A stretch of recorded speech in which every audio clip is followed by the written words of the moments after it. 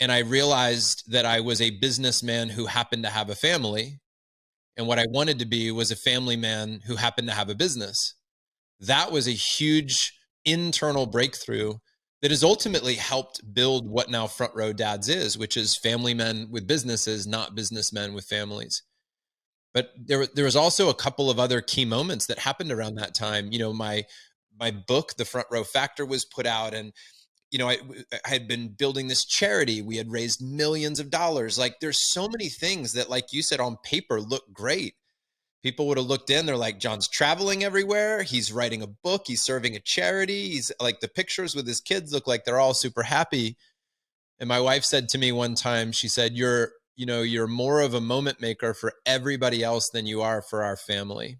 Look, today I've got a great friend, a mentor on. Jon Vroman has been silently in the background, somebody that I've watched grow as a man. I've watched him grow his business. His Front Row Dads community is something I'm a part of, and I really love being in it. And today we're going to talk deep about growth and evolution. And let me give you what we're going to talk about so you know that your time is well spent here. We're going to talk about being a family man with a business, which is really the genesis of Front Row Dads. We're going to talk about growing or gaining your internal awareness, buying back your life and your time, leadership, imposter syndrome, relationships with significance. We're going to talk about wisdom and being crowdsourced. So finding wisdom from so many different areas and working within those areas and making sure that they all serve you. We're going to talk about designing your life for success in all areas, paying attention to what's working and what's not, and making course corrections, sticking with the challenges in your business, being in your own lane and understanding what you do best and hiring out the rest, the formulas for constraints that actually serve your strengths, conquering fears around growing a team and a business, systems that help us be conscious about who we are in the world and the legacy and the purpose that we're here for, the systems that can help us be conscious, recognizing patterns for course correction. We're going to talk about the Front Row Dad story, Jon's story of, being a busy business owner and kind of chasing after the identity that was created with money and that kind of thing, and success, creating psychological safety, expectations management, intention versus expectations. We're going to talk about pain, setting goals, like identity around money, sharing your story with people. One thing that Jon said that I really loved was, don't let your yesterday's breakthrough be today's ego trip. And I loved this episode so much. We're going to talk about leadership journey, balance, and dealing with regret and resentment, and how to be an incredible father and incredible husband. And Jon, this is Jon sharing his story. This isn't like it won't be a masterclass like, do these 25 things to be the best dad. This is, you want modeling? This is modeling. Jon's an incredible father, an incredible business owner, incredible husband. He's a good friend. He's a good mentor. Like, everything the guy does is very purpose driven. And so what we're going to talk about is you're going to get an inside track to Jon's world and how he operates it as the man to be the best in all those different areas that I mentioned. And so it is packed full of goodies. I'm telling you, you're going to get so much out of this. And guys, the one thing that I want to make sure that you know and are confident with is that on this journey, although I have some understanding and some formulas in this path, I am constantly learning too about myself as a man. My purpose is evolving, even though it's very, very, it's very locked in on this path. The path still evolves. And I'm learning along with you. I just understand some of the things that you might not understand. And I have worked through some things that you might not have. And if you are struggling in your life and you have these things that keep plaguing you or pressing up against you, and you know that your life could be different, and you know the results for your life aren't everything that you want. One of the things that Jon and I talk about today is the future regret and the pain that comes with it, and understanding the pain in the present moment of that future regret, that future pain that you'll feel, actually bringing it into the present moment and feeling it now to make sure that you can make decisions that serve your life best for the results that you truly want, not just emotions you're going through because that's what keeps you fed, or that's what keeps you feeling good, or that's where your identity is, or that's where people like you. Guys, if you are feeling misaligned, it's time to make a change. It's time to make a choice. And what I'm asking you to do is raise your hand and say, I need help. Now, if you're a guy who's ready to take action now, then take action now and sign up for one of our things. If you're missing your purpose, if you want to align with your mission and you want to understand who your authentic self really needs to be to execute on this mission, to become the best dad and husband and leader and man that you can be, our VMP course is cheap, guys. It's $497 for a 6-week course. It comes with 9 exercises and videos and training, and everything is very structured so that you can put the strategy together and gain the clarity, confidence, and courage to live on purpose, live that mission, live with purpose, understand why you're here, and the man you need to become to own that shit. That's our VMP course. VMP, vision, mission, person equals purpose. If you want more and you need more support, then you can sign up for our Discover and Design Mastermind, which is a 12-week program priced at $19.97. Fucking cheap, relatively speaking. And in that, you get 12 weeks of exercises, including the VMP exercises for the first 4 weeks, and then 8 more weeks of videos, training, exercises, and live coaching with me every single week for 12 fucking weeks. It's so exciting. I'm so excited about what we have built, what we have for the world. And then if you need more than that, you got VIP one-on-one. We have retreats coming up if you want to be in person. Guys, there is no excuse anymore not to take action. And look, here's the thing. We might not be the best fit for you, and that's okay. I'm at peace with that. That's why I bring a lot of coaches on here, because I'm not concerned as much, because it's still my business. I'd love for you to go through our programs. However, our programs aren't suited or fit you. I want you to take action in somebody's program so that you can find the real you and you can align with that path that you're truly supposed to be on. So, guys, if you need something, just raise your hand. And if you find that you have someone in your life that needs something, just send them this episode and just be that person, be that stand for them to say, hey, bro, I know you're going through some shit. Maybe this can help because it helped me. All right. Love all of you. I'm so grateful and thankful to all of you for the support you have given us, and this growth trajectory that we're on is truly amazing to see this vision come to life and to be affecting so positively, powerfully, and purposely so many guys' lives. It is, oh man, this is what true fulfillment feels like. So I love all you. I appreciate all of you. Enjoy this episode. All right, dude, this episode is exciting for me because you have been a silent / vocal mentor in my life for 7 years, and you don't know that, and you know that. And it's weird to think about, right? We've been running in similar circles, man, and finding different ways to influence each other. You know, I remember multiple conversations with you being inspired by your mission and how you want to show up and serve, and the variety of things that you'll be involved with. So natural. I knew it was a matter of time that it would just keep getting closer and closer to our alignments would ultimately be in one lane. Here's the tip for the audience. When I saw Jon on stage in, I don't know, 2015, maybe, I was like, I really like that guy's message. I like where he's going with this. I don't know anything else. I just want to follow that guy. And at that moment, action should have been taken, right? Here we are 7 years later, and I'm in your inner circle, right? And if I had advice to the audience, when you find a mentor that's not just doing the stuff that you want to do or having the things that you want, when you find somebody that you can look up to who's being the person that you want to be in all the different areas, you take action right there. There's no regrets here. And if I could go back and do it different, I would have just been like, Jon, I'm in your world, whatever it takes, let's roll right now. And I think that's something for the audience, because, you know, on Instagram and on Facebook and all these different social media channels, we tend to gravitate to the people that look like they have it all, yet they're probably hollow inside or pissed off at their lives, or they're majorly depressed and they're just posting shit to make sure the outside world validates them. And the challenge with that is there's no depth, there's no alignment. It's just posts, and there's no connection between the inner and the outer self.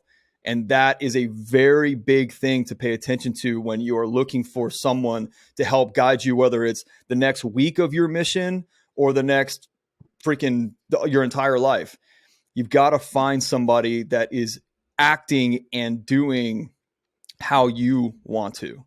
And that's a crucial element. And that's you among, other guys that you run with too. That's you for me. I've always watched your content. I've always done stuff. I'm like, man, I really like how this guy's running his life, fitness and family and all those different aspects mixed in. And it seems like, all right, this guy's got it all. So kudos to you, man. Thank you, brother. Yeah. Appreciate it. Yeah. And it hasn't always been that way. And I want to get into that now. I want to go back to the time that you described in whatever it was, 2015, when you were on stage, and maybe it was right when your son was born. So however old he is, that's when it was your youngest, I think. Yeah. And you described a very different guy. So anybody that knows Jon Vroman or Front Row Dads or any of the stuff that you've done, that isn't the guy that you've always been. And I want you to talk about who you were and then this evolution of the man. Yeah. Yeah. Thanks, man, for creating space for me to be reminded, by the way, of what's important too, because sometimes going back and reliving those experiences are really helpful for me to not only see how far in my mind I have come, but also to keep me on track, because it's easy to slip back into bad habits. But dude, if I go back to 2008, that was the moment where I stepped away from a very cushy, high-paying, comfortable, and exciting role with a company that I was working with. I had a lot of reasons to stay that path, but I wanted to be an entrepreneur, and so I joined that club, and it did not go the way that I had hoped as quickly as I had hoped. It was a rough couple of years, and so I knew what it was like to really be hungry, literally hungry, and be building the business. When my first son was born, it was in the midst of all that chaos. So what had happened over the next 6 years was that it went from like survival mode, literally how do we make it at a baseline, like cover the mortgage, do all the things. And I just never got out of that. Even when we were out of that. It was always like, well, now that we're making 10,000 a speech, how do we say no? And now that we're making 20,000 a speech, how do you say no? And now that you're making 30,000 a speech, how do you say no? Because you just have this, I don't ever want to go back there. Right. So what happened was I just kept, out of fear. Yeah. I kept saying one more busy season. And the truth was, it was never slowing down.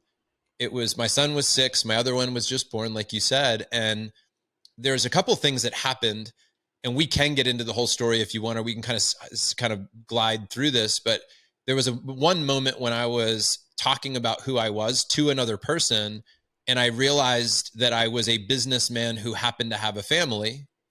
And what I wanted to be was a family man who happened to have a business.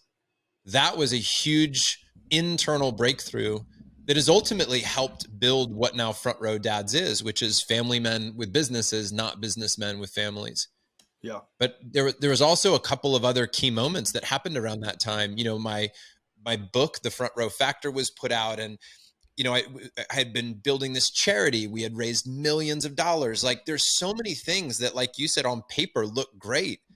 People would have looked in, they're like, John's traveling everywhere. He's writing a book. He's serving a charity. He's like, the pictures with his kids look like they're all super happy.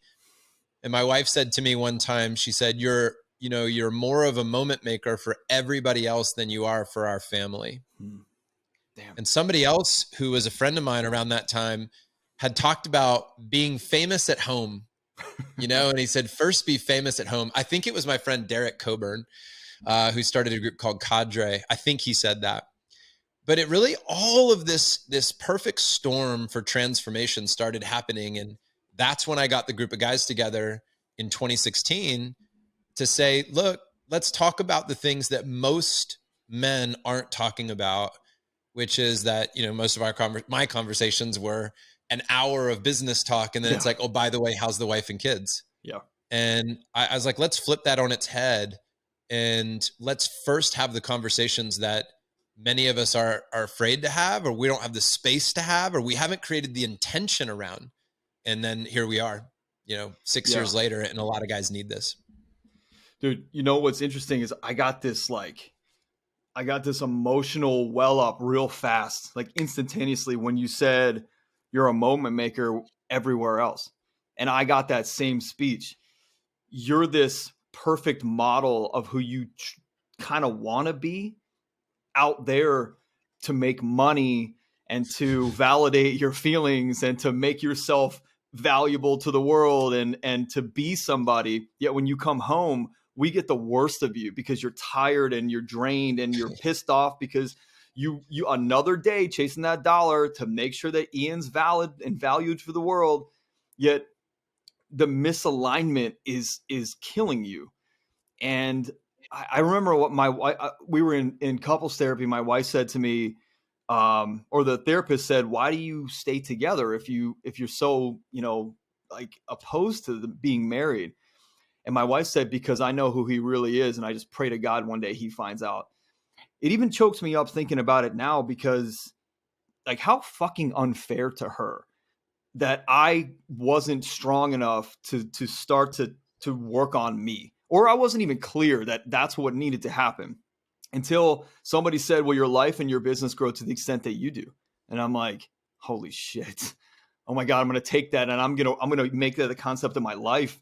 And I'm going to figure out what personal development and growth actually is, instead of a concept or like a pop culture reference. I'm going to do this for the whole world that I live in, not just out there trying to prove myself, my inner world, which will affect the outer world, which hopefully will make me stronger inside. And it has worked, yet there are so many guys going through this external validation dance every day, and the family gets the least of them, and they don't even know who they are anyway. So the least of them is like 2% versus like 40%, of 100. Yeah.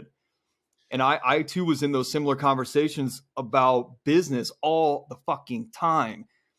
And I said to my wife, and I said to a couple of my mentors, I'm like, is it me, or do I just hate this? I hate talking about business. I want to talk about the problems that I'm experiencing as a man, as a new father. I'm scared. I'm scared that I'm going to mess this little girl up and she's going to end up on a pole one day somewhere. Like, not, by the way, guys, if your daughter's a stripper, not that's the bad thing. Just that's not my intention for the world that I was By the creating. way, now there's like pole dancing classes. This is like upper middle class shit right here, Ian. I know. It's big business. You could be a franchise owner of a pole dancing studio. Maybe. The point is, though, that those conversations, just like you were explaining, they were annoying me. I wanted that piece. And even back then, when you said it to me, family men with businesses, it didn't register because I don't think I was ready to make that change. So at what point? At what point were you ready and knew you had to start making changes?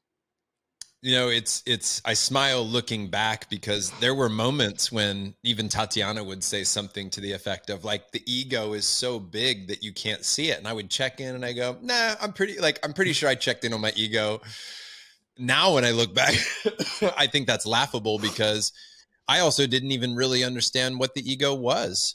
Yeah. And a lot of the period, a lot of the timeline where I wasn't growing was largely because I was just unaware. I didn't have the awareness. I didn't have, like you said, there is a sequence for your life. There is an evolution, and you might get a message. It's just not at the right time. You're not open to it. You don't have the fundamentals built to be able to receive that message. There are so many examples I can give. One comes up, which is I was at this event, and there was this moment when we're all in a circle, and the leader of the event said, if anybody would like throughout the event a healing or a blessing, you can come up and see me. Interestingly, my reaction was, I don't need a healing.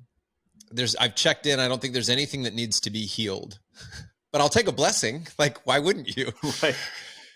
But it's moments like that where when I look back, I go, there was so much that needed to be healed. I didn't have the awareness around that. But that is the point of being in a community. And this isn't like this isn't a slick way of plugging Front Row Dads. Sure. I'm literally saying any community, any group, any man, any tribe, any crew, any organization that you can be a part of that helps you to see more of yourself, that helps to notice, bring light to your blind spots, is valuable in your life. It could be a religious context or not. It could be in an educational format of a school. It could be somewhere else. It could be clubs, organizations. It could be informal gatherings of people. But the point is that other people have this incredible ability when they reveal their story and then they reveal themselves, and you start to see what's possible, and you get to see some of you in them. And then you start to realize we're all just one, right? We're all different expressions of the same being in many ways. But dude, for me, it was not just one moment, although there are significant moments. Like you could say there's a moment when your spouse might call you out and you're like, that was kind of jarring and that was defining and that was what I needed. Counselor said something. I read something in a book. I went to an event. But what I truly believe is all of it is what makes the soup. And so it's all the people, all the books, all the experiences, all of that. If I just committed to staying in it and remaining open to some degree, I would have these breakthroughs regularly. And now I'm also, there's a saying, don't let yesterday's breakthrough become today's ego trip. And I have to be very careful to also not tell the story as if I'm complete now. Oh, Ian, I was once broken and then I became enlightened and now I live this amazing life as this completely conscious being leading this men's group.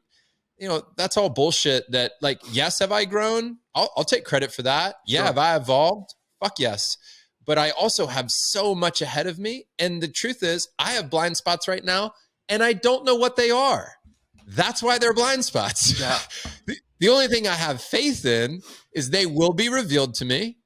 And at some moment, I'll probably feel a little silly that I didn't see it earlier, right? I'll have some I wish I would have gotten that earlier. But my goal is to be in a state where I receive as many of those enlightened moments, as many as possible before it's too late, before I get to the end and realize I was just sleepwalking through life. Yeah, well, that's the I don't know if it's a problem. I mean, it's a problem for most people when they become aware. That's the challenge that most men face, is dealing with that regret that you will inevitably face in the future. And the thing that I would put myself through is to grab that future regret and feel the pain now. And that's what I use to keep me going is like this morning. There was a mistake made with the podcast episode this week and some things happened. It was another team and some things happened. And it was your business makes mistakes. What kind of operation are you running over there? I know. And I'm shocked by it. and I needed to get on it right away. It was time sensitive and everybody was leaving for school. So I walked into my office and I wasn't paying attention to time. And I looked at the kids waving by to me and I was like, just give me 1 second. And they saw them walk out the door and I dropped hand of God, maybe I dropped my phone. And in that moment I felt, you will never get this day back to go hug them. You will never get this time back with that 7-year-old and that almost 3-year-old to get that love and give that love again. Your business in this moment does not matter. And I grabbed, and I've made this a habit. I grabbed that future pain of, being in my 60s and just wanting that day back that I wasted, or that moment back that I didn't spend. And so I dropped my phone and I was like, I hear you. I'm going, I went out the garage and they were going to get in the car and I gave them hugs and kisses and then it was a complete moment at that point. It was complete and I could go back to doing what I was doing. And that's what you're talking about with, I'm not a businessman with a family. My family has to come first. And then the other thing is I have to come first. And if I don't put myself first, then how the hell can I put anybody else first? And if it's my business, my family, then me, or really business, a bunch of other shit, family, a bunch of other shit, and then me, well, like, what about you and all that? And then that regret you face later on in life that you never put yourself first or rarely put yourself first. And maybe it was like, I went to the gym every day. However, you just did that to kind of escape from reality anyway and kind of like work out your aggression. Like, that is something that, in the Mental and Purpose mission to empower men to help to free themselves of internal restriction and constraint so they can live the most fulfilling, authentic, and regret-free lives possible. That regret-free piece is massive, because who the fuck wants to be sitting at 75 years old with nobody around going, I got a bank account full and I've got nothing in my heart. I've got nothing in my soul. I've got nothing in my life except for a bank account. And I'm continuing this 75-year role, 85-year role of filling the void with shit that I do on the outside, buying it, spending it, throwing it around, the car I drive, the house I live in. That's no way to live. And guys like you and I are here to stop that forward progression of that path that doesn't serve these men. And I feel so proud to be on this path that I wake up every day and I'm like, I can't wait to serve. Like, I can't wait to serve the men of this world who are starting to awaken and say, holy shit, I got to change course and I need a system or I need a structure or a strategy. You know what I mean? And you feel that, I know that, right? Yeah. I'm obsessing over it right now. In fact, I was laughing earlier because we just before this, I was on a call with Dan Martell, a friend who just put out a book called Buy Back Your Time. And I was explaining to Dan that I really believe that his book is one of the most important books for people like me and the guys in my community, because the whole point of it is, how do we build systems? How do we grow yet without losing our life? We don't hire to grow our businesses. We hire to buy back our time. Yeah. And we talked all about how we see and operate in our businesses and our family lives. That's the whole point of it, man. To me, this is the game. This is the game of like figuring this out now so that I don't just grind it out, and also wear that badge. Like, I'll just tell my kids one day, maybe regretfully, but I'll just tell them, I did it for you. Yeah. I was working hard for you. Yeah. Because only part of that is true. Well, it's a cop-out, isn't like, it? Yes. Yeah, because a lot of it is also for the dude, the dad. Right. I used to say, I'm going to work for you. And I'm like, but I also fucking love it. Right. I'm a king in that space. It's easier, right? Like, I use that. I'm going to show my kids how to work hard and provide for the family as an excuse. It's not total bullshit. No, it's not. Because of course I want to provide for my family. Of course I want to show them how to live. But I have to be honest with myself that if, and again, there's nothing wrong with being passionate. There's nothing wrong with going all in on something, but all things have this dark side, this shadow side to it. And one of them is like, dude, you're not being honest. You're like, I got to go on this trip. And you go, how much of that is like, you got to go, and how much you want to go? Right. Because if you want to go, that's great too. Just tell them that you really want to go. Right. Yeah, I found myself doing that, back in those days where I met you. It was like, I think every month I was going somewhere doing something, and it was for everyone. It was really for me to go have fun. Yet, did I have fun? Not so much, because I was not having conversations that I really wanted to have, and that was affecting me. And then I'd come home and I'd feel guilty that I spent that time and the family's money on that, and so. A very good friend of yours and mine, Mike McCarthy, said to me one day, I was complaining to him about something. And, Mike's dry and very direct, and said, why don't you fucking build it? And I said, what do you mean? And he said, if you don't have what you want, why don't you build it? And I said, well, who the fuck am I to build it? And he goes, you're everybody. You're everything needed to build it. The guy who builds the stuff that changes the planet is the guy who says it's needed because I need it, and I'm going to figure out a way to get it, and I'll just build it, and I'll just build it for everybody. And so I paired that with my wife and what she said about, like, if it's working for you, maybe it works for other people, and then then the timeline of events goes, and then all of a sudden, Men on Purpose is in front of me at the beginning of 2020. And I reached out to guys like you to come on the podcast originally. Like, you have an episode way back in 2020, which seems like 20 years ago. Right. And I remember every interview, I was like, am I good enough to do this? Am I really the guy that's going to lead a movement, not just like start another business? Like, is this really where I want to go? Is this mission accurate? I mean, I came up with it. Is it fluff? Is it bullshit? Is it like just to show the world that I'm somebody? How did you get into that mindset and maintain and sustain the mindset of a leader in a movement like this? Because you didn't just create a business that like opened a space for guys to talk about some shit and there's a Telegram channel and blah, blah, blah. Like, you got to maintain leadership and growth of that leadership constantly. Did you ever feel insecure about you being a leader in this type of space and being able to maintain this in your own personal? All the time. I mean, I think the imposter syndrome, at least my experience, is it's not only been present for me, but I see it in other people as well. I think it's a very natural thing for that to happen. And I think there's a good part of that too. There's a good part of like really checking in. How significant am I, or do I want to be in this grand experiment of life, right? How you go, all right, in one hand, you know, you're on this, so you live in this city, in this state, in this country, on this planet. And then when you keep zooming out into the solar system and the expanding universe, you're like, it means nothing, right? Like, in the grand scheme of things, I'm so insignificant. That's actually a beautiful part of, you know, how we see ourselves in the world.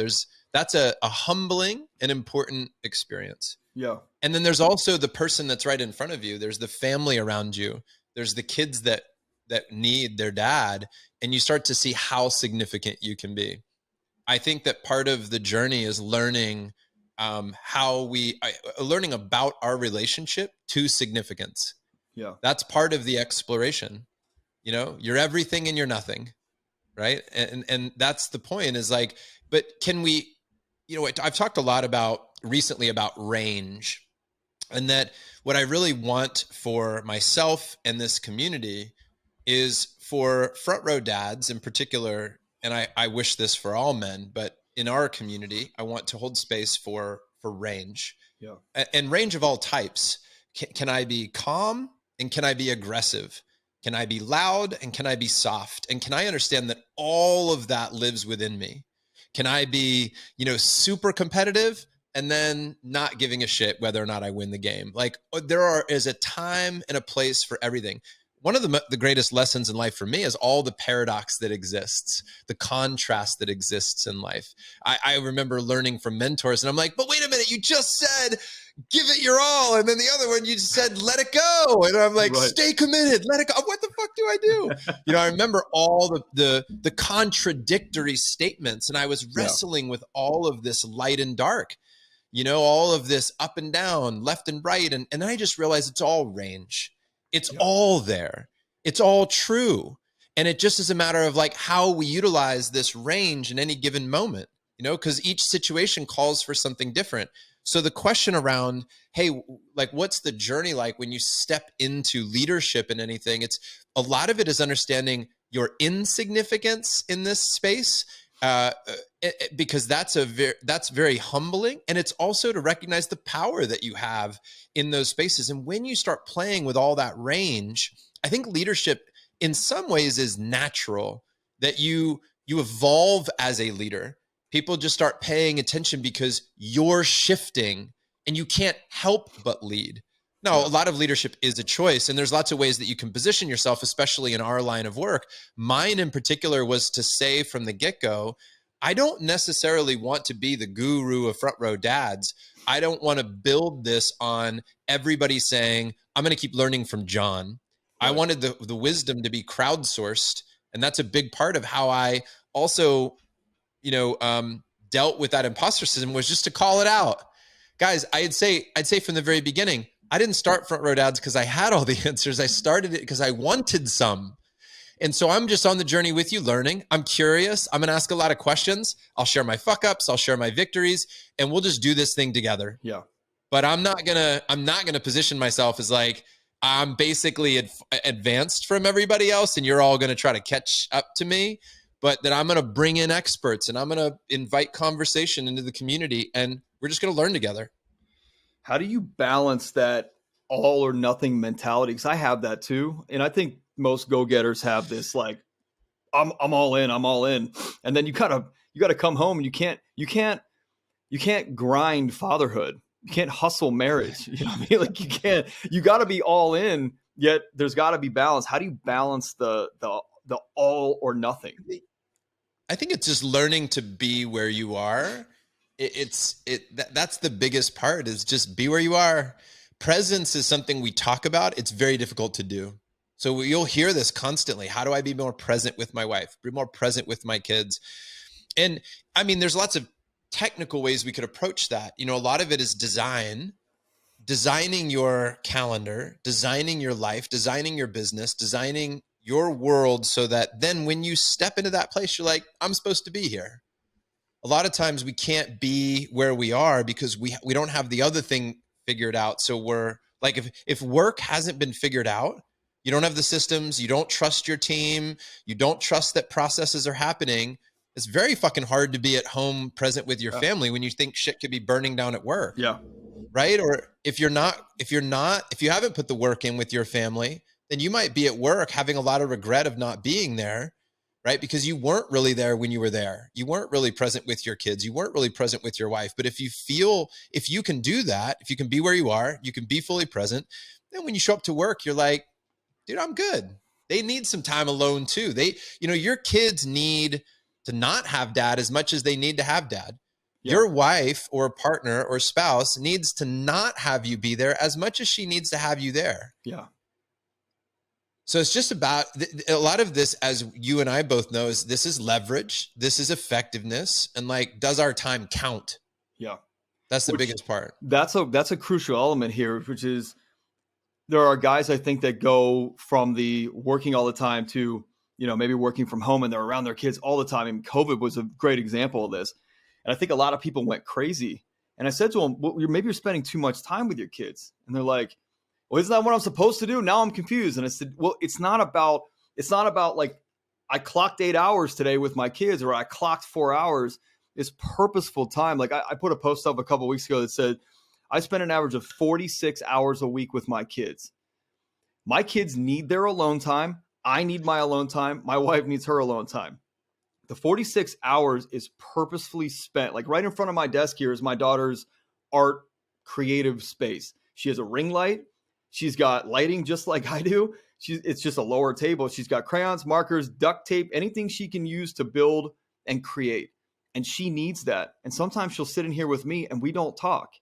That's us together, and that's her in her space and me in mine. And that's beneficial and it's serving. Now, there are some times where if you're available and you're listening, your spouse and your kids will say, I've had enough of you. Can you please go somewhere else and do something else? Like, just not here and in my space.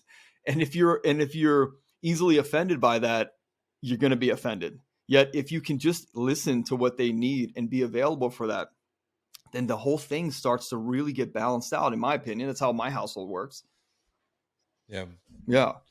So a lot of it is just paying attention to what's working and what's not. If you can pivot too, if you can be agile, if something, it just sounds so simple to say, but it's the 80-20 analysis in all these areas of our life. It's what's working and what's not. Because sometimes I'll spend an hour with Tiger and it's just not working. Yeah. And then I'll spend 10 minutes with him and it was the best 10 minutes ever. Yes. Yeah. Let me ask you something as far as the like we talked a little bit about the leadership and kind of keeping yourself in that, being, you have to be open to learning. When sometimes I have this challenge with like, I think, I took on this purpose that I aligned with, and that I believe that I'm here for on this planet. And some days it's just like, what am I doing? How do I keep going with this? How do I, in the business side, how do I keep going and not regret, spending too much time or not enough time or not enough, or I got to go over here and be with the family, or I'd like to spend some time by myself. in the business specifically, how do you maintain just for you? Like, how do you maintain just keeping going when your brain, your old programming, your insecurities are just pulling on you hard? Like, dude, just quit. This sucks. Like, this is uncomfortable. You're never going to be able to make this happen. How do you stick with it? One is, for me, I'll just say my own experience has been staying in my lane with what I feel is my zone of genius. And I think people build businesses all the time they don't like, because they're just not doing the thing they should be doing. Yeah. Dan wrote about this in his book, where this is all fresh in my mind because I literally just listened to the whole thing in the last 24 hours. He was talking about somebody who, you love to bake. So you open up a bakery and then everybody loves your stuff. So then you got to hire a couple more people and then you got to train those people. And next thing you know, like all you're doing is bookkeeping and, advertising and all the things except for baking, because that's the thing you actually want to do. And you're not doing any of that anymore. Yeah. I think that how you stay in anything in life and motivated, energized, plugged in, optimistic, hopeful, is to just keep going back to being in your lane and doing the things that are your zone of genius. I have a document somewhere here, I think. Yeah. Oh, I hung it up. So I just did this sketch, and this is what's keeping me in my lane, where top left, these are all my strengths. So this was the strengths profile, the strengths finder. And I just wrote my top 5 down. And then I've got my rocks. So we run EOS. So these are our areas of focus for anybody who doesn't know, right? I wrote down our team strengths. Collectively, who are we? I wrote down our company rocks, like what are we collectively rowing towards, our core values as a business, and my personal core values. So this is all in a visual document like that. Like it's just a sketch. Yeah, love it. And what's interesting is that if I can stay focused and if my heart can be plugged into the things that I know to be true, like ideation is my number one strength. If I don't give myself space to ideate, then I feel stifled. I start to lose hope. I start to feel like I can't make a difference. We had a team meeting maybe 2 weeks ago. We tried to shorten up our quarterly, cut it, make it tighter, right? And I realized that in doing so, we cut out all the ideation. It was like, all right, quickly, how do we get to our focus, our rocks, our milestones? How are we going to be accountable for this? Where's it going to, it was all boom, boom, boom, boom. Yeah. Now, it was effective, maybe, but it was missing the thing I loved, which was shooting the shit around like, well, what if we did this? And what if we did that? Which, by the way, needs constraints, because otherwise you just ideate all day long. You got ideas for days and nobody knows what to do. And you got 1,000 things on the table. So yes, that needs constraint. But at the end, I realized we didn't have it. And I was like, I don't like this business anymore. I don't like what I'm doing. This isn't fun. I don't want to run that. I don't want to run that business. I don't feel like I'm capable because I'm not dealing with my strengths. So I've got to weave that in. And if I want everybody on the team to feel empowered and excited and aligned, then I have to remember what their strengths are. So I've also asked the team to each give me a 1-pager just like this, where I hang it on my wall and I remember what their rocks are, what their values are, what their profile is, their strengths profile, so that I can also hold space for everybody else to be having the thing they need in our meetings or in the business. Right. So I think that's the answer to being effective in any moment is, are you tapping into who you genuinely are, right? What you can be good at. It's the Venn diagram that we know makes money. Yeah. Yeah. There's a challenge that a lot of the guys that I work with on a weekly basis in my one-on-one coaching side, that there's a lot of them have either quit their jobs or they are growing their businesses, and I'm helping them with that. And I think one of the scary pieces, least for me and a lot of them, frankly, a lot of people that I've worked with over the last 8 years, is bringing on the leverage and releasing the stuff that you don't need to do anymore. Yet the control aspect of, oh, the business is going to get bigger. Totally. It's going to start spinning faster. It's more out of control. How do I control myself in that? So it's kind of like 2-part question. It's how did you get through that? And did you experience it? And how did you get through that? And what do you put in place to just surrender to what is and just let the things happen and trust that this is the route. And if it's not the route, you'll course correct and it's fine. So like just that personal trust and confidence to hire another person, knowing that you're going to be putting food on their table. And can you actually do this? Dude, Dan's going to feel like this is a whole podcast pitching his book. You better give me Dan's information so I can get him on here. I got to tell Dan what happened here today, which is funny. But just because literally I'm looking at my notes from his book, Dan says, 80% done by somebody else is 100% awesome. This is true. This is very true. And it's like, no, they're probably not going to do it as good as you, or you're going to have to recognize that 80% done by somebody else is 100% awesome for you. Right. And this might have to be an intellectual piece. You might have to deal with some of your own issues to be able to let go. A lot of that is, why are you holding on? Why do you think you need to do everything? It's interesting, man, how much healing needs to happen for entrepreneurial men to grow. Like there's literally these traumatic wounds inside of you, these childhood wounds. Yep.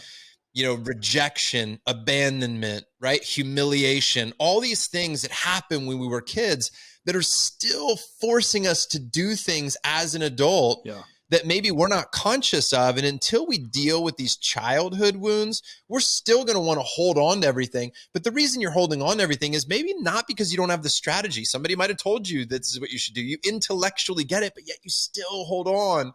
It's probably because you have something in the past that hasn't been dealt with. And when you heal that, you'll likely just be able to, I can let go. It's open. Yeah.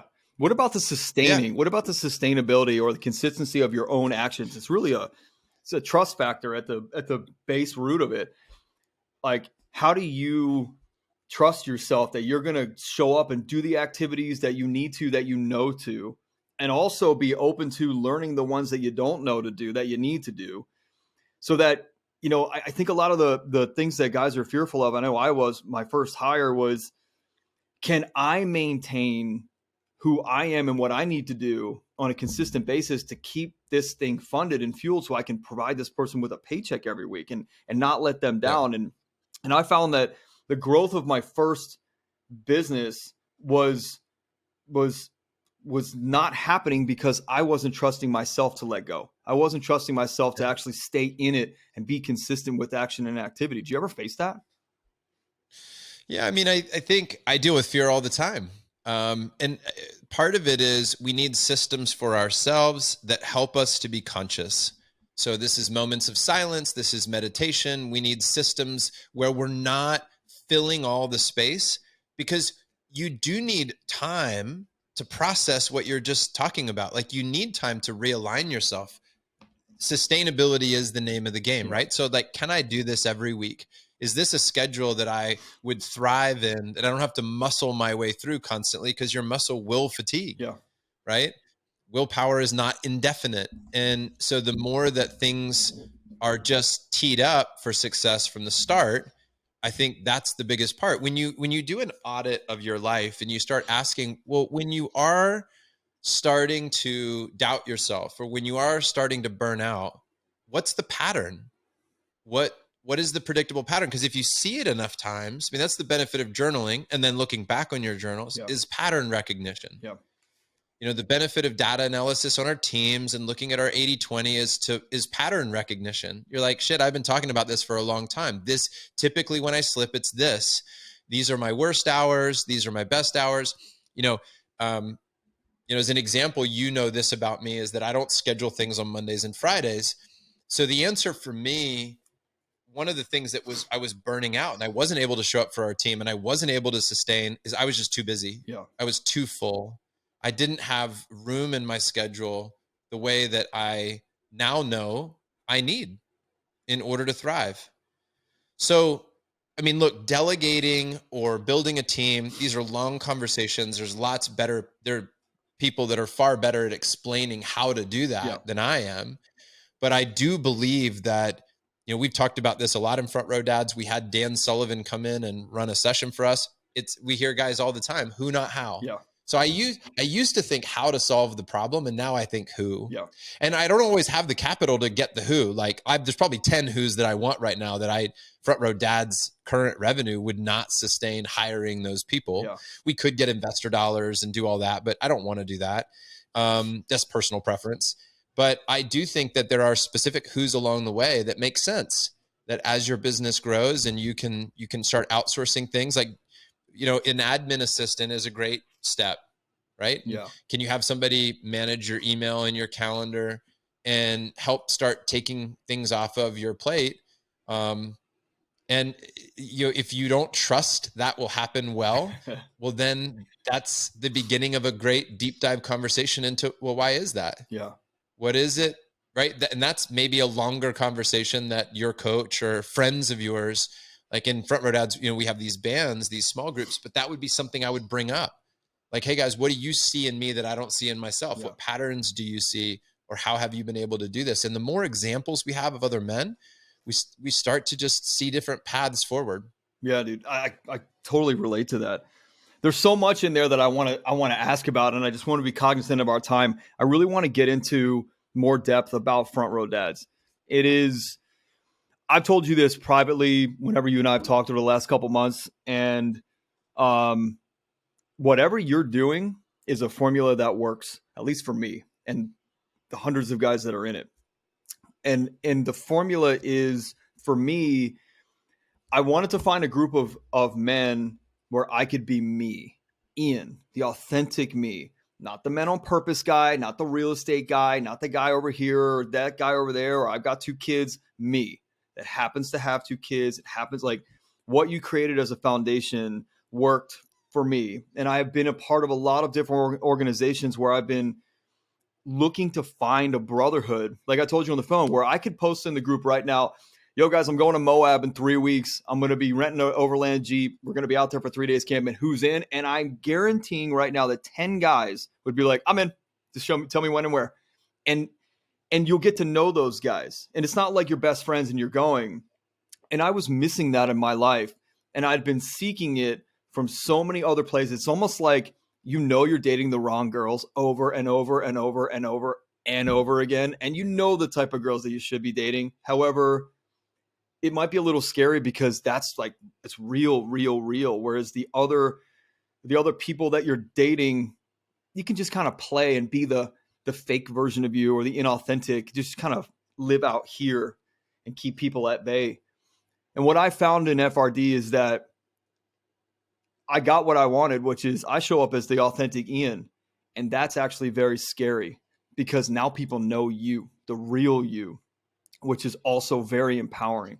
So I want you to just talk about how you, like the genesis of it, we kind of talked about a little earlier, like give us more on Front Row Dads, just from your perspective. I could talk about it all day long, and I've only been in it for 4 months. And I really enjoy the relationships that I build because they're very genuine and very authentic. Yeah.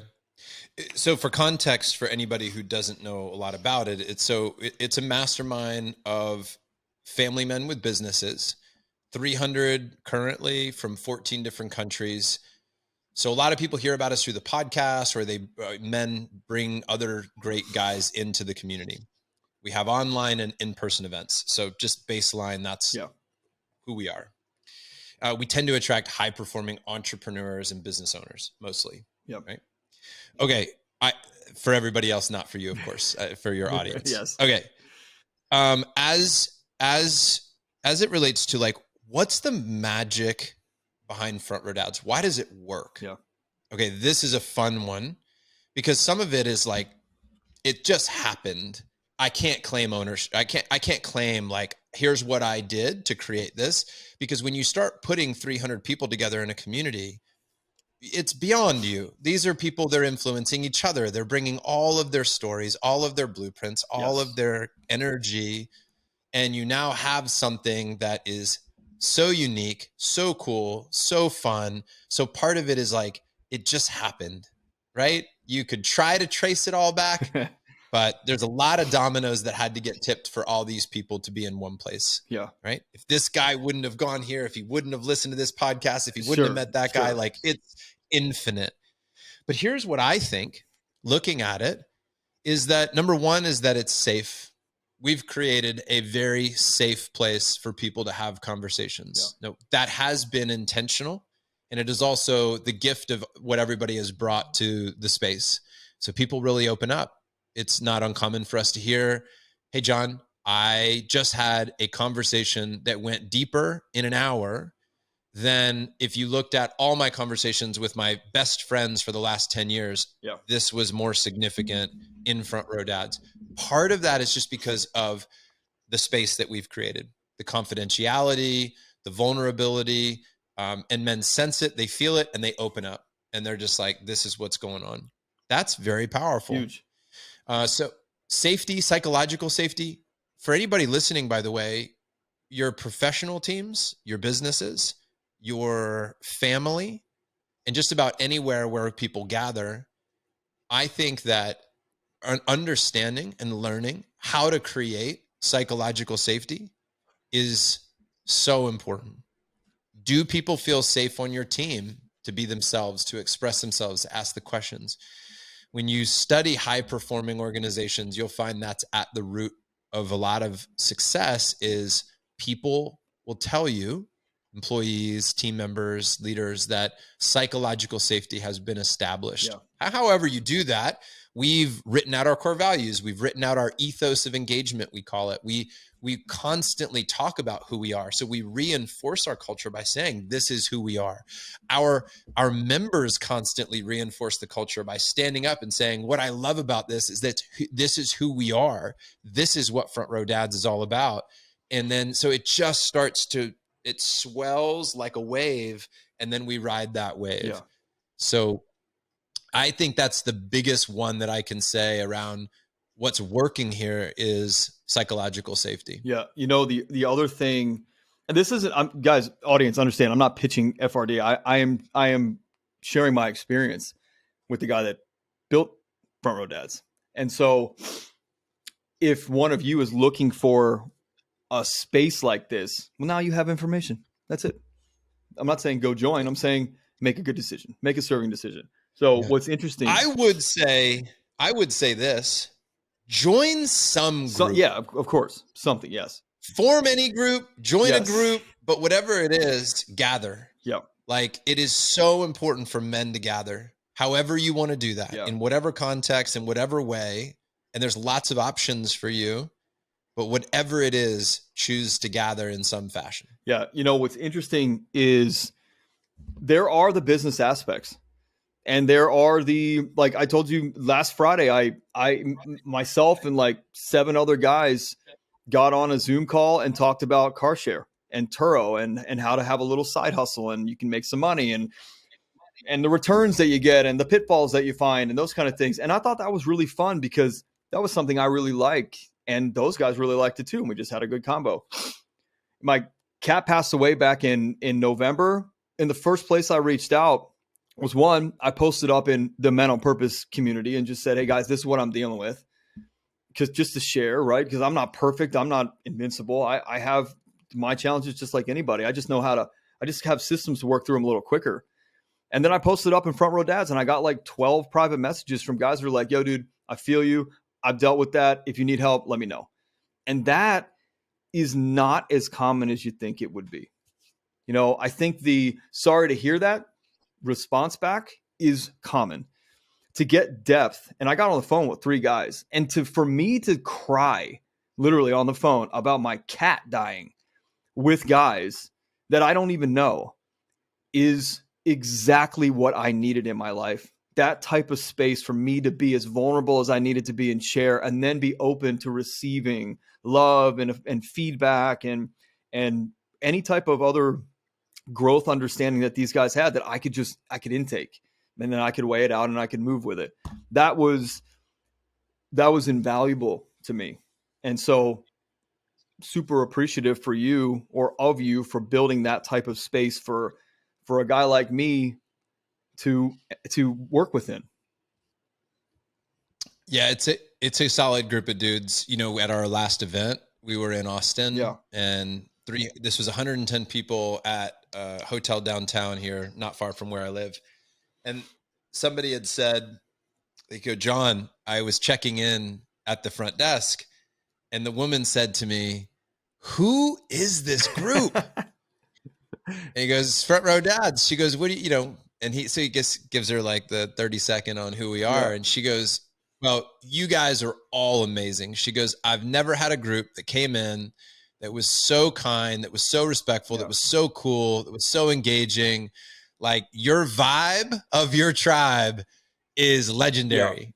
And that was so cool to hear, man, because that's how I want our community to be perceived and felt in the world. I don't want us to all just like stroke each other's egos by talking about like, oh, we put family first and we're great, you know, and then go out and treat everybody in the world like we're assholes. Like, that would suck. I have left other groups because audio didn't match video, because there was an incongruency between out here and inside. And that's a big issue. That's a big challenge. That a lot of fronting, a lot of marketing, a lot of fronting. Yeah. And it's okay. For sure. And those groups, and I've been part of dozens of groups.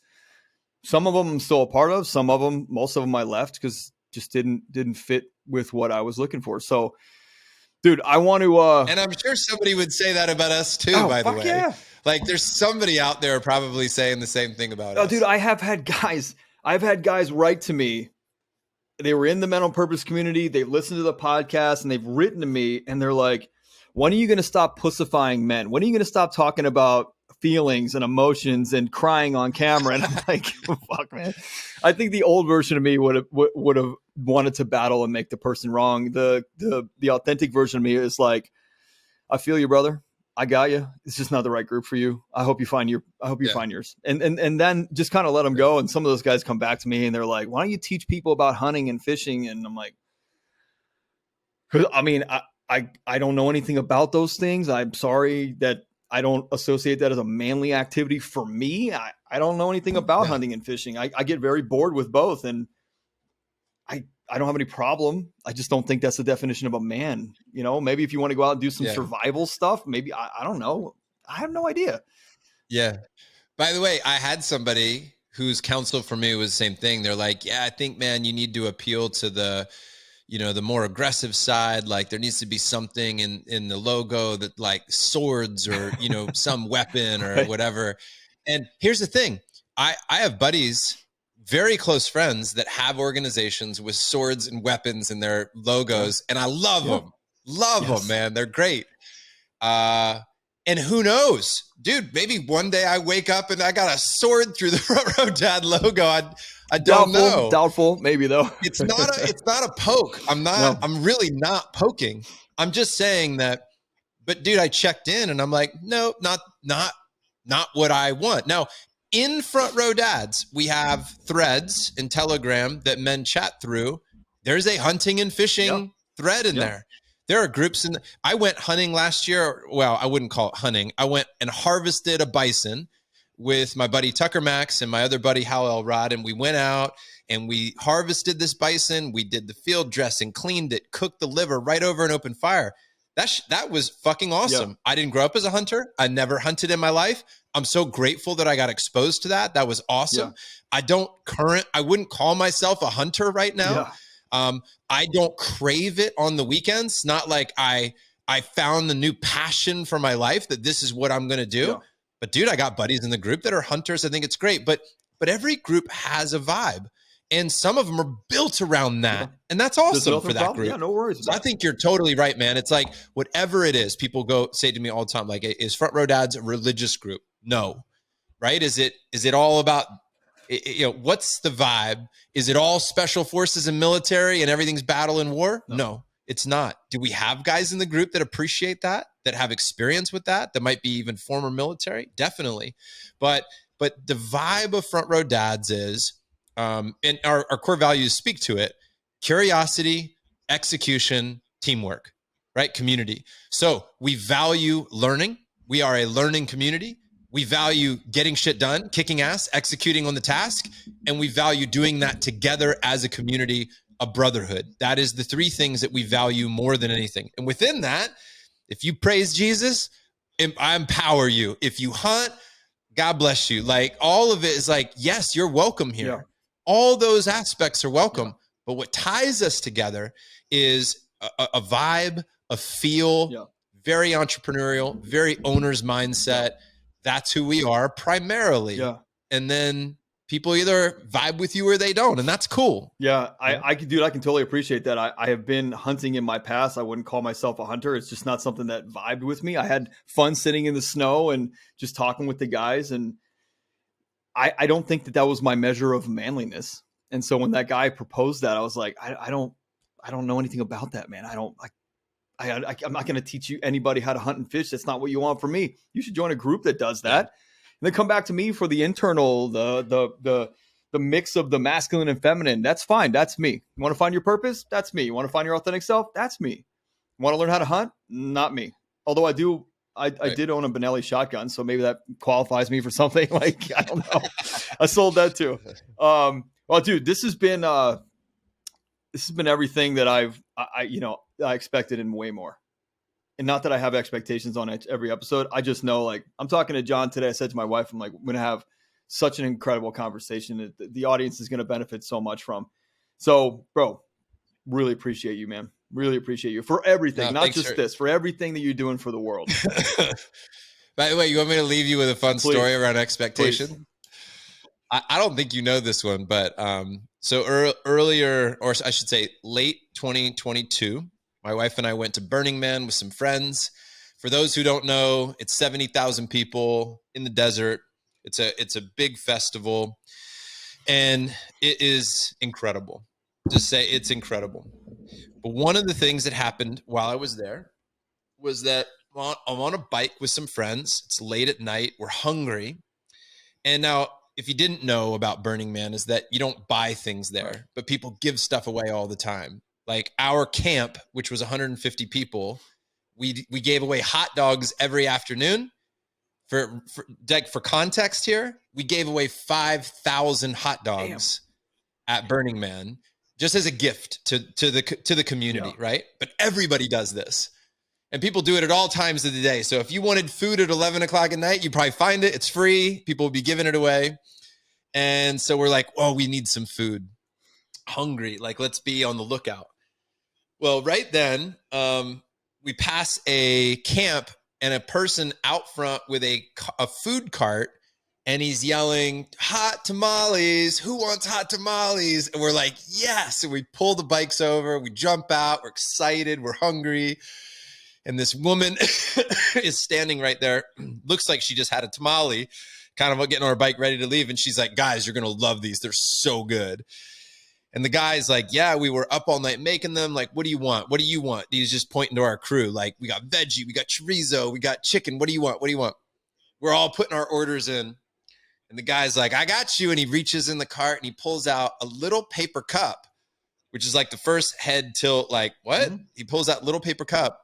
And he hands it to me, and inside are 4 hot tamale candies. Oh.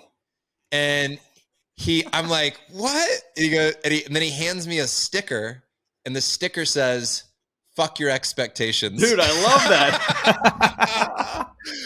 Dude, I loved it. It was the best gift I could have received. Yes. Because what I thought I wanted was food. But what I really needed was a message of somebody reminding me, teaching me, and showing me, fuck your expectations. Yeah, dude. And I can't tell you how powerful that lesson has been for me since then, because there's honestly a lot of, like, it finally got through because it was part comedy.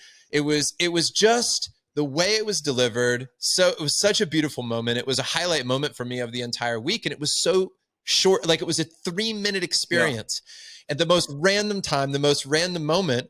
But ever since then, I have felt in my heart the difference between having intentions and expectations. So I can have an intention, right, of being loving, of being present. I can have an intention of being, a creative force in any given moment. But an expectation, this will happen for me, is not how I want to operate anymore. I don't find as much value in expecting something from a holiday, from a birthday, from a business, from a relationship, from anything, versus my intention is what I control, what I create, what I bring. That's much more in my control, and therefore that's where I'm going to stay. So anyway, quick story about expectations. Dude, I love it. I love it. Look, I can't thank you enough for your time, and I love being a part of the world with you in Front Row Dads. And I encourage anybody to go check out Front Row Dads. This is me plugging it, not Jon plugging it. It's me and my experience. So frontrowdads.com, right? .com. Super simple. frontrowdads.com. Brother, that's it, guys. Appreciate you, man. Thanks, man. Appreciate having me. Absolutely. Audience, if you got something from this and you think that somebody else in your life could use it, share it. If you got something from this and you feel like you need to do something with it and you need to take action, go to menonpurpose.net and you'll find every single thing that you could possibly want, including Jon's information on Front Row Dads, all the show notes. You'll find our courses, our free stuff, our D&D mastermind, all of our curriculum, anything you need. You just got to take action today on it. And so I thank all of you for listening, and we'll catch you on the next one.